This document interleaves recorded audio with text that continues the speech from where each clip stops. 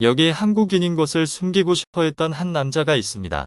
그는 프랑스의 한 가정에 입양돼서 부모의 사랑을 받고 자랐지만 한국인이라고 멸시하는 사람들 때문에 큰 상처를 입으며 살아왔습니다. 특히 그가 취업한 회사의 부사장은 동양인을 싫어했기 때문에 그는 항상 눈칫밥을 먹고 있었습니다. 그러던 어느 날 자신이 일하는 프랑스 사장에게 한국인임을 들키고 마는데요. 하지만 프랑스인 사장이 보여준 반응은 전혀 뜻밖의 반응이었습니다. 어떤 일이 있었던 것일까요? 자세히 알아보겠습니다. 안녕하세요. 저는 올리비에 마르탱이라고 합니다. 저는 한국에서 프랑스로 입양된 한국계 프랑스인으로 항상 저희 조국 한국을 자랑스럽게 생각합니다. 하지만 처음부터 제가 한국을 사랑했던 것은 아닙니다. 어릴 때는 오히려 숨기고 싶어 했죠. 프랑스로 오기 전 어린 시절 부모님은 사고를 당해 돌아가셔서 저희 형제 3명은 삼촌 집에 얹혀 살고 있었습니다. 하지만 삼촌네 집은 그리 넉넉지 못했습니다. 1970년대 중후반만 하더라도 한국은 지금처럼 잘 살지 못했죠. 오히려 세계에서 가장 가난한 나라들 중 하나였습니다. 이미 삼촌네 집에는 4명의 자식들이 있었습니다. 자기 자식도 아닌데 7명이나 키우는 것이 얼마나 힘든 일이셨겠습니까? 그래서 삼촌은 결국 저희를 보육원에 보냈습니다. 그때 당시에는 삼촌을 미워하고 원망했지만 다 큰 지금은 왜 그럴 수밖에 없었는지 이해가 됩니다. 형제가 서로 의지하며 보육원 생활을 견뎠지만 또다시 가족과 생이별해야 할 순간이 다가왔습니다. 어른들은 제가 입양을 갈 거라고 했고 형제들과 떨어지는 것이 싫었던 저는 공항에 와서까지도 울음을 그치지 않았습니다. 난생 처음 보는 코 크고 하얗고 파란 눈과 초록 눈의 사람들. 양부모님께서는 저를 보고 인자하게 웃어주셨지만 그때는 겁에 질려 그런 인자한 모습마저도 무섭게 느껴졌습니다. 처음 한 달간은 한국이 그리웠고 형제들이 그리웠습니다. 하지만 양부모님께서는 제가 마음을 열도록 기다려줬고 어린 아이로서 부모에게 의지할 수밖에 없던 저는 살뜰히 보살펴주고 항상 맛있는 음식도 많이 해주는 어머니와 바쁘다 보니 많은 시간은 못 내지만 쉬는 날마다 저를 때리고 나들이 나가는 자상한 아버지에게 마음을 열기 시작했습니다. 저는 점차 양부모님에 대한 사랑이 자라남에 따라 제가 양부모님과 다르게 생겼다는 것에 대해서 자꾸 의식하게 되었습니다. 양부모님 주변에는 배려심 깊은 어른들이 많아 입양아인 걸 알면서도 내색하지 않았지만 문제는 제가 학교를 들어가면서 시작되었습니다. 아이들은 솔직합니다. 못생겼는지 잘생겼는지 키가 작은지 큰지 모든 걸 솔직히 말하죠. 솔직한 것은 순수함의 상징이기도 하지만 누군가에게 큰 상처를 입히기도 합니다. 저는 제가 프랑스인이라고 우겼지만 아이들은 저를 보고 입양아가 무슨 프랑스인이냐면서 놀렸습니다. 더 큰 상처가 된 말은 따로 있었습니다. 우리 엄마 아빠가 그러는데 너는 한국이라는 가난한 나라에서 왔다며? 거기는 밥도 제대로 못 먹고 못 씻어서 더러운 애들이 많다고 하던데 너도 한국 살 때 그랬어? 정말 친한 친구라고 생각해서 딱 한 친구에게만 제가 한국에서 왔다고 말했는데 그 친구가 제가 한국인인 걸 소문내버린 것이죠. 그 당시엔 한국이라는 나라가 유명하지 않다 보니 아이들은 제가 한국인이라는 소문을 듣고도 그런 나라도 있냐고 의아해했습니다. 하지만 어떤 친구가 부모님에게 한국에 대해 물어봤다가 가난한 나라라고 알게 되자 저를 못 먹고 못 씻는 나라에서 온 동양인이라고 놀렸던 것이죠. 그때 일은 저의 가슴에 비수를 꽂는 일이 되었습니다. 그 뒤로는 성인이 되고 나서도 절대 먼저 한국인이라는 것을 밝히지 않았습니다. 저희 양부모님께서는 제가 제 뿌리에 대해 자랑스럽게 생각하고 자긍심을 가졌으면 좋겠다고 안타까워하셨지만 저의 다친 마음은 커갈수록 더 굳건해져 갔습니다. 그 시절엔 인종차별적인 발언을 훨씬 거리낌 없이 했었고 학교나 직장에서 대놓고 차별받는 것도 흔했으니까요. 치과기공사 자격증을 딴 저는 여러 번 면접에서 떨어진 끝에 1990년대 초반 치과 보철물을 만드는 회사에 취직했습니다.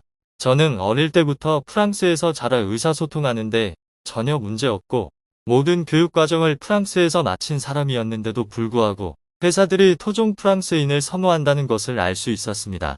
면접 때 저를 본 회사 사장은 동양인인 저를 탐탁지 않게 여겼지만 면접을 같이 본 다른 상사가 저를 인상이 좋고 성실해 보인다며 같이 일하고 싶다고 강력하게 어필한 끝에 취직될 수 있었죠.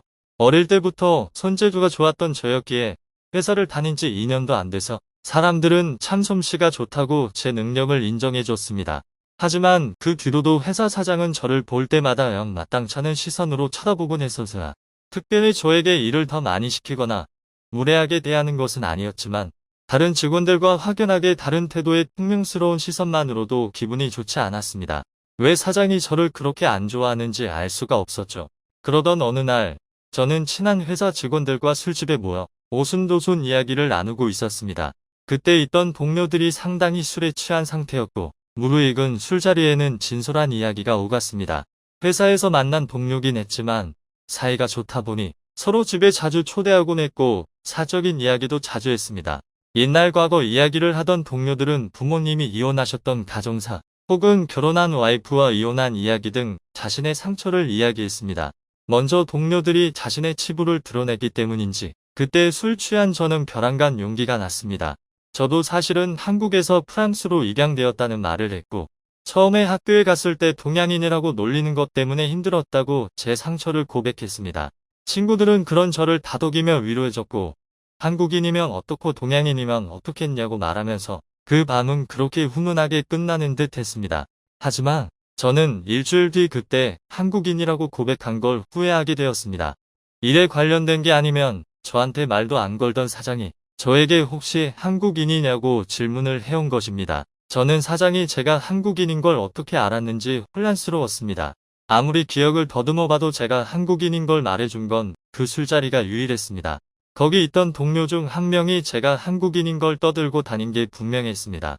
저는 또 어린 시절처럼 뒤통수를 맞았다는 생각에 화가 났습니다.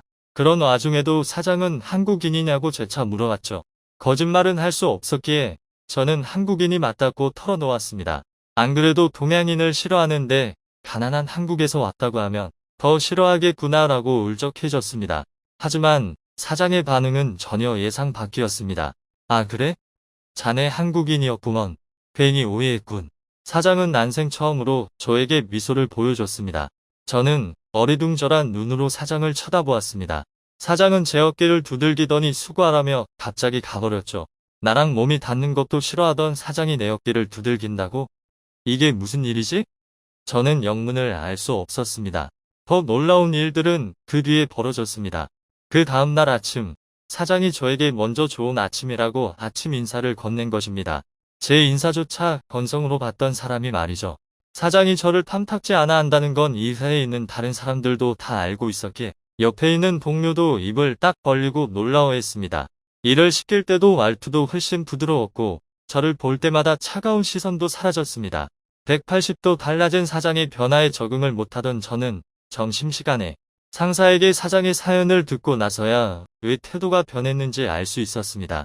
사장이 저를 싫어했던 이유는 단순히 동양인이어서가 아니었습니다. 저를 중국인으로 착각한 것이죠. 사장은 중국인만 보면 아주 싫어했는데요. 예전에 중국인 친구가 자신에게 사기를 쳤기 때문입니다. 사장은 그 친구가 어릴 때부터 돈을 좋아하고 계산적인 면은 있었지만 그래도 기본적으로는 나쁜 품성이 아니라고 믿어왔었습니다. 그래서 어려운 처지라고 빚 때문에 힘들다고 하소연하는 중국인 친구에게 사업 자금으로 모아두고 있던 큰 돈을 선뜻 빌려줄 수 있었던 것입니다. 하지만 그 중국인 친구는 돈을 받자 자취를 감춰버렸고 어려운 처지라고 빚 때문에 힘들다는 것도 거짓말이었습니다. 심지어 그가 그렇게 등쳐먹은 사람은 사장만이 아니었죠. 사장 말고도 여러 사람이 그 중국인에게 사기를 당했습니다. 사장의 배신감은 어마어마했습니다. 중국인 입양아였던 그 친구가 괴롭힘 당했을 때 도와주며 보호해주다가 서로 친해진 둘이었기 때문에 은혜를 원수로 갚은 것이나 다름없었습니다. 사장은 그 돈을 다시 모으려고 5년 동안 밤낮 없이 일했다고 합니다. 사장님은 사업을 하면서 그 뒤에도 중국인과 일할 기회가 2번 정도 있었는데 그 중국인들마저 지나치게 교활한 면모를 보여줘 거래를 그냥 끊어버렸다고 합니다. 그래서 동양인인 저를 보고 중국인이 아닌가 의심하며 회사에 들어오는 것을 탐탁치 않게 봤죠. 점심시간에 나갔다 올 때마다 중국 음식을 먹고 들어왔다는 저를 보고 사장은 제가 중국인일 거라 확신하게 되었습니다. 중국인이 아니면 나갈 때마다 중국 음식을 먹겠냐는 거였죠. 저는 중국 음식이 좋아서 먹은 게 아니라 도시락을 싸오기 귀찮은 날 근처 가까운 차이나 레스토랑에 가서 몇 번 끼니를 때운 거라 사장이 그런 오해를 했다는 것이 황당했습니다. 그러나 워낙 중국과 관련된 것이라면 치를 떠는 사장이었다고 하니 그럴 수도 있겠다는 생각이 들었습니다. 사장은 조금이라도 제가 허튼 짓을 하면 바로 자를 생각이었는데 의외로 오랫동안 꾀부리지 않고 성실하게 일하는 모습을 보고 놀랐다고 합니다. 지금까지 자기가 봐온 중국인들은 잔꾀를 잘 부리고 남 속여먹는 걸 잘하는 사람이었는데 저는 전혀 그런 면이 없고 근면 성실하기만 해서 혼란스러웠다고 합니다. 그러나 친구에게 뒤통수를 맞은 경험 때문에 저의 행동을 보고도 신뢰가 쌓이지 않은 사장님. 제가 없을 때 이런 말을 했다고 하네요. 우리 회사 중국인은 중국인치고 성실해 보이지만 아직까진 완전히 믿을 수 없어. 저 사람 중국인 아닌데요? 한국인이에요. 사장의 말을 듣고 있던 제 동료가 술자리에서 했던 말을 떠올리고 한국인인 것을 무심코 말해버린 거죠. 사장은 그제야 자기가 착각했다는 것을 깨닫고 제가 중국인이 아닌 것에 안도했습니다. 그리고 한국인인 것이 더 호감이라고 말했는데요. 프랑스 파리에 한국인들이 많지 않아 사정도 겪어본 한국인은 저뿐이었지만 자신처럼 사업을 하는 지인들 중에 한국인 직원에 대해 기술이 좋고 착실하다는 칭찬을 해서 인상 깊었다고 합니다. 실제로 겪어보니 한국계인 저 또한 제주는 조퇴 잔꾀 없이 묵묵히 일하는 모습을 보여주고 왜 지인들이 그런 반응을 보였는지 알게 되었다고 합니다. 사장은 그 뒤로 제 앞에서 틈만 나면 한국인들 칭찬을 해댔고 처음엔 민망했던 저도 자신감이 생겨 한국인인 것을 숨기지 않아도 된다는 생각이 자라났습니다. 저는 어디서든 당당하게 한국인인 것을 말할 수 있었고 저의 모습을 본 사람들은 제 이미지를 통해 한국인을 봤습니다. 늘 제가 한국 대표라는 생각에 경거망동하지 않도록 살아온 저는 외국인들이 저의 행동을 보고 한국인들은 저렇게 도덕적이고 예의 바르구나, 저렇게 착실하구나 라는 소리를 할 때마다 뿌듯함을 느꼈습니다. 그리고 세월이 흘러 한국이 눈부신 발전과 함께 점점 문화적인 영향력을 키워가는 시대가 왔는데요. 이제는 프랑스인들이 오히려 한국 문화를 즐기고 한국인이라고 밝히면 먼저 다가옵니다. 현재 저는 독립하여 제 회사를 꾸려가며 주말에는 한인 입양인 모임과 한글 학교에 찾아가 자원봉사를 하고 있습니다.